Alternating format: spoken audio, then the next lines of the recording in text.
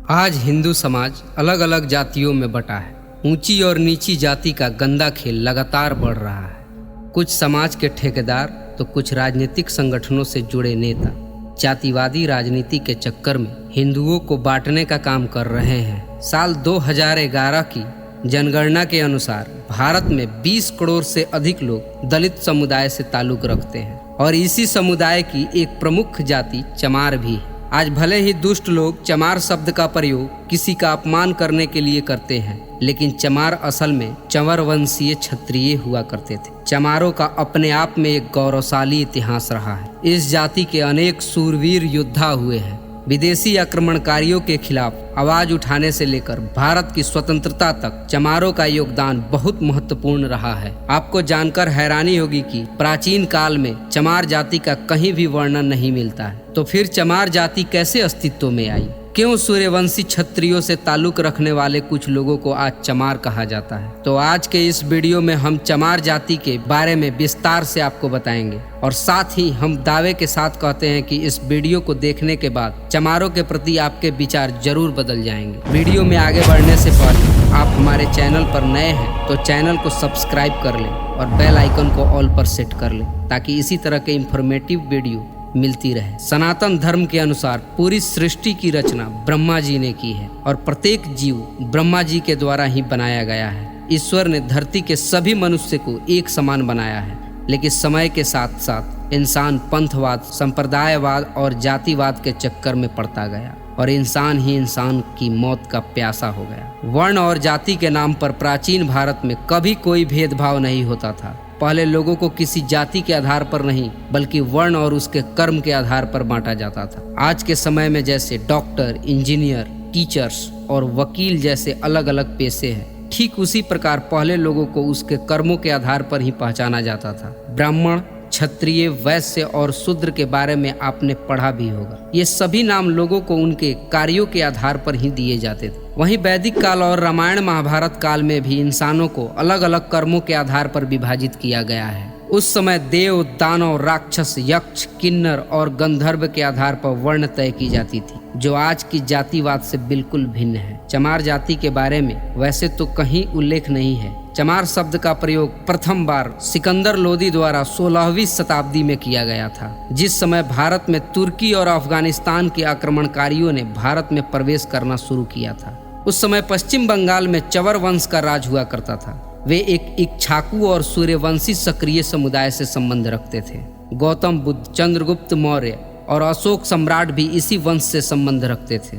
राजा चंवरसेन के शासनकाल के दौरान चंवर वंश काफी ऊंचाइयों तक पहुंच गया था। संत रविदास जी भी चंवर वंश के ही वंशज थे। चित्तौड़ के राजा राणा सांगा और उनकी पत्नी झाली रानी संत रविदास जी को काफी मानते थे। राजा और रानी ने मिलकर रविदास जी से चित्तौड़ आने का अनुरोध किया और कहा कि वे चित्तौड़ के राजगुरु बनकर महल में निवास करें। रविदास जी ने राजा का आग्रह स्वीकार कर लिया और चित्तौड़ के महल में रहने लगे। इस दौरान रविदास जी के व्याख्यान और उनकी रचनाओं ने लोगों को काफी प्रभावित करना शुरू कर दिया और बड़ी संख्या में लोगों ने रविदास जी को अपना गुरु स्वीकार कर लिया। वहीं दूसरी ओर दिल्ली में सिकंदर लोदी का शासन चल रहा होता है। सिकंदर को रविदास जी के बारे में सूचना मिली तो उसे डर हुआ कि कई लोग इस्लाम धर्म की बजाय रविदास जी से ज्यादा प्रभावित होना ना शुरू कर दें। सिकंदर घबरा गया और अपने एक खास व्यक्ति मुल्ला सदना फकीर से कहा कि वो चित्तौड़ जाए और रविदास जी से इस्लाम धर्म कबूल करने को कहे। रविदास जी को जबरन मुसलमान बनाने के लिए सदना फकीर चल पड़ा।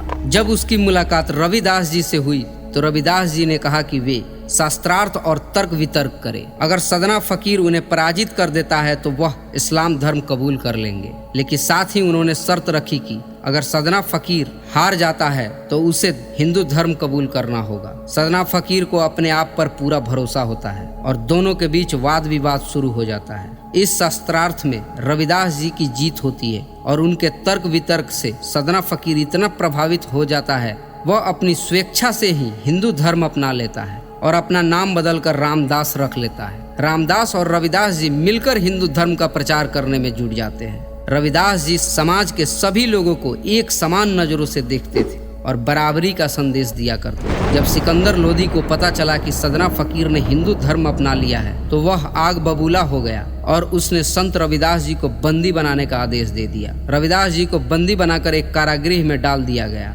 जहां उन्हें चमड़े के जूते बनाने का काम सौंपा गया। सिकंदर लोदी का हिंदुओं पर अत्याचार बढ़ता जा रहा था। वह लोगों को अधिक से अधिक इस्लाम कबूल कराने पर मजबूर कर रहा था। रविदास जी को जब कारागृह में बंद किया गया तब क्षत्रिय राजाओं और चवर वंश के लोगों का खून खौल उठा। कई राजाओं ने मिलकर दिल्ली को चारों तरफ से घेर लिया। सिकंदर लोदी के खिलाफ आम लोगों ने अपनी आवाज बुलंद कर दी। इस तरह लोगों के विद्रोह को देखते हुए लोदी ने संत रविदास जी को रिहा कर दिया। लेकिन 1520 ईस्वी में संत रविदास जी का देहांत हो गया और एक बार फिर सिकंदर लोदी का अत्याचार बढ़ने लगा। चर्मकार वंश के लोगों ने इस्लाम धर्म कबूल करने से साफ इनकार कर दिया। सिकंदर लोदी ने इस वंश के सैकड़ों हजारों लोगों को बंदी बनाया और उन्हें चमड़े के जूते और अन्य चीजें बनाने का काम सौंप दिया गया। विदेशी आक्रमणकारियों से पहले भारत में चमड़े के जूते या अन्य चीजों का प्रयोग नहीं किया जाता था और चमड़ों को लोग अशुद्ध माना करते थे। इसके बाद सिकंदर लोदी ने चमड़े का काम करने वाले क्षत्रिय लोगों का अपमान करने के लिए उन्हें चमार कहकर संबोधित किया। चर्मकार वंश के लोगों का अपमान करने और इस्लाम न कबूल करने पर सिकंदर ने चमार कहकर इस क्षत्रिय समुदाय का बहुत अपमान किया। क्षत्रिय लोग हमेशा से ही अपने उसूलों के पक्के माने गए हैं। वे ना तो सिकंदर के आगे झुके और ना ही उन्होंने इस्लाम धर्म कबूल किया। इस तरह से अपने स्वाभिमान की रक्षा के लिए उन्होंने चमड़े का काम किया और तभी से चमड़े का काम करने वाले लोगों को चमार कहना शुरू कर दिया गया। इस जाति के लोगों की शिक्षा पर रोक लगा दी गई, जिससे कि उनकी आने वाली पीढ़ी को अपने गौरवशाली इतिहास के बारे में बिल्कुल भी पता न चल सके। चमड़े का काम करने के कारण ही उन्हें क्षत्रिय समुदाय से अलग कर दिया गया। सिकंदर लोदी ने ही इन्हें नीच और शूद्र जाति का दर्जा दिया। कर्नल टॉड ने अपनी पुस्तक द हिस्ट्री ऑफ राजस्थान में चर्मकार वंश और राजा चवरसेन के बारे में काफी कुछ लिखा है। चमार जाति के इतिहास के बारे में सबसे अच्छी व्याख्यान डॉक्टर विजय सोनकर शास्त्री जी की पुस्तक हिंदू चर्मकार जाति में देखने को मिलता है। आज भी चमार जाति के लोग संपूर्ण भारत में फैले हुए हैं। भारत के अलावा नेपाल और पाकिस्तान में भी इस समुदाय के लोग रहते हैं। राजस्थान के कुछ हिस्सों में चमारों का रहन सहन और बर्ताव राजपूतों जैसा नजर आता है। महिलाएं घूंघट रखती हैं तो वहीं पुरुष स्वाभिमान के लिए मूछें और पगड़ी रखते हैं। आज किसी दलित को या इस जाति के लोगों को चमार कहा जाए तो वे काफी गुस्सा हो जाते हैं और अपमानजनक महसूस करते हैं, और वे अपनी जगह बिल्कुल सही भी हैं, क्योंकि जब वे चमार हैं ही नहीं तो भला किसी की गलत बातों को क्यों बर्दाश्त करें। दूसरे विश्व युद्ध के दौरान अंग्रेजों ने एक चमार रेजिमेंट का भी गठन किया था, जो एक पैदल रेजिमेंट थी। आधिकारिक तौर पर यह 1 मार्च 1943 को बनाई गई। चमार रेजिमेंट की सेना ने कोहिमा की लड़ाई में शेर की तरह लड़कर अपनी महत्वपूर्ण भूमिका निभाई थी और उसके लिए रेजिमेंट को सम्मानित भी किया गया था। 1946 में रेजिमेंट को भंग कर दिया गया। आज भी समय समय पर लोगों द्वारा एक बार फिर से इस रेजिमेंट के गठन की मांग की जाती रही है और उनकी मांग जायज भी है। बाबा साहब अम्बेडकर ने अपना पूरा जीवन दलित और पिछड़ी जाति के लोगों को समाज में बराबरी का दर्जा दिलाने में समर्पित कर दिया। आज भी चमार और अन्य दलित समुदाय के लोग भीमराव अम्बेडकर जी को अपना आदर्श मानते हैं। जरा सोच कर देखिए कि यदि चर्मकार वंश के इन क्षत्रियों ने इस्लामिक आक्रमणकारियों के खिलाफ अपनी आवाज ना उठाई होती और इस्लाम धर्म कबूल कर लिया होता तो आज भारत में मुसलमानों की संख्या 60 करोड़ से भी अधिक होती। और इस बात को भी नहीं नकारा जा सकता कि शायद हिंदू से भी ज्यादा मुसलमान की आबादी आज देश में होती। हिंदू धर्म और समाज की रक्षा में चमार जाति का योगदान कभी भुलाया नहीं जा सकता। आज लोग सेकुलर होने के नाम पर ईद पर सेवैया खा सकते हैं, तो फिर भला एक चमार या दलित के घर का पानी पीने और साथ बैठकर भोजन करने में क्या ऐतराज है। वो भी हमारे भाई हैं। ईश्वर ने प्रत्येक मनुष्य को एक समान बनाया है और हमें ईश्वर की रचना में भेदभाव नहीं करना चाहिए। तो दोस्तों, उम्मीद करते हैं कि आपको यह वीडियो पसंद आई होगी और चमार जाति के गौरवशाली इतिहास के बारे में भी आप समझ गए होंगे। अगर आपको वीडियो अच्छी लगी हो तो कृपया इसे लाइक जरूर करें।